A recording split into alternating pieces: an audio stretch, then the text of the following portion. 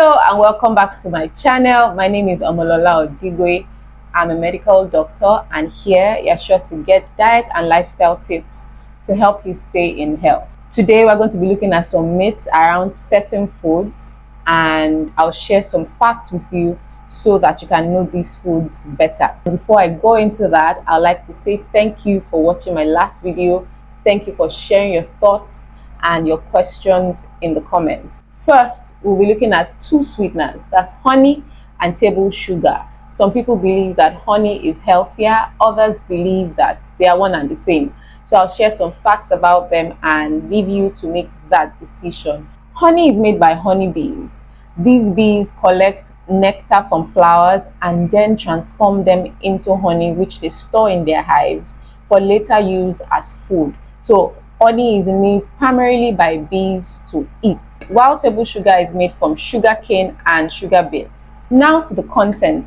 A tablespoon of honey contains about 17 grams of sugar and trace amounts of antioxidants, amino acids, vitamins, and minerals, while a tablespoon of table sugar or granulated sugar contains about 12 grams of sugar and usually nothing else, except in cases when it is fortified with some vitamins and minerals. So the vitamin and mineral content depends on the brand you buy.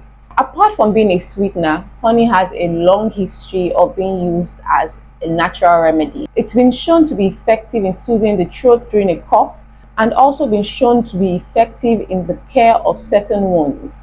Please note that the honey used in wound care is the medical grade honey and should only be used under the supervision of a medical personnel.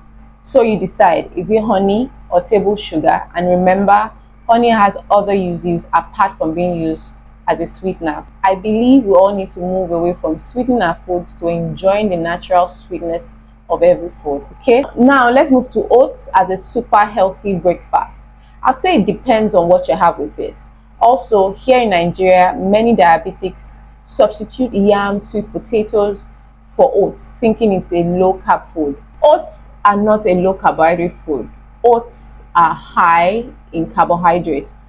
In fact, raw oat contains about 70% carbohydrates, but the good part is that some of these carbohydrates are in the form of starch and fiber, and not all will be absorbed by the gut. So it's important to know that having a meal of oats can raise your blood sugar, can spike your blood sugar. It is not a low carbohydrate food. All right.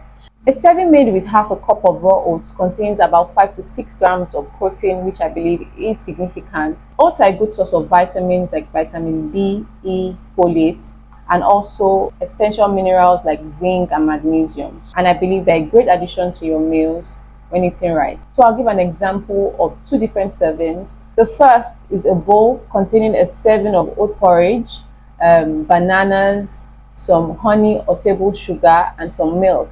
And the second bowl containing a serving of oats, some Greek yogurt, nuts and seeds, and some berries. The second bowl is obviously more nutritious, has more protein and healthy fat, and so we'll be feeling for longer, and also solve the problem of feeling hungry immediately after or few hours after having a bowl of oat porridge. Your oat porridge does not have to be exactly how I described it in my example. The principle is to add extra protein and healthy fats, margarine and butter.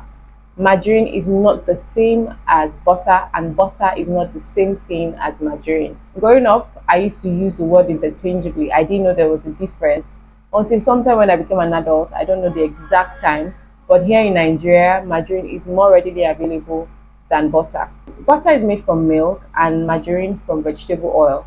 Butter is made by separating milk fat from milk through a process called churning, while margarine, on the other hand, is made by hydrogenating vegetable oil to turn it into something spreadable and solid.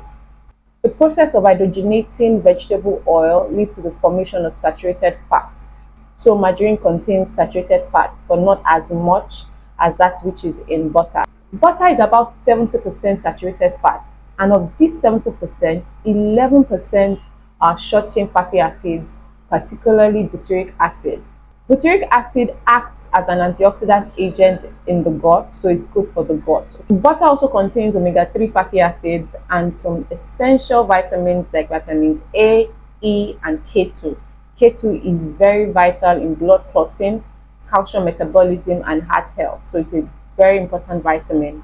Margarine, on the other hand, depending on the brand, contains about 20% saturated fat, contains mainly vegetable oil, some additives, emulsifiers, and colorants.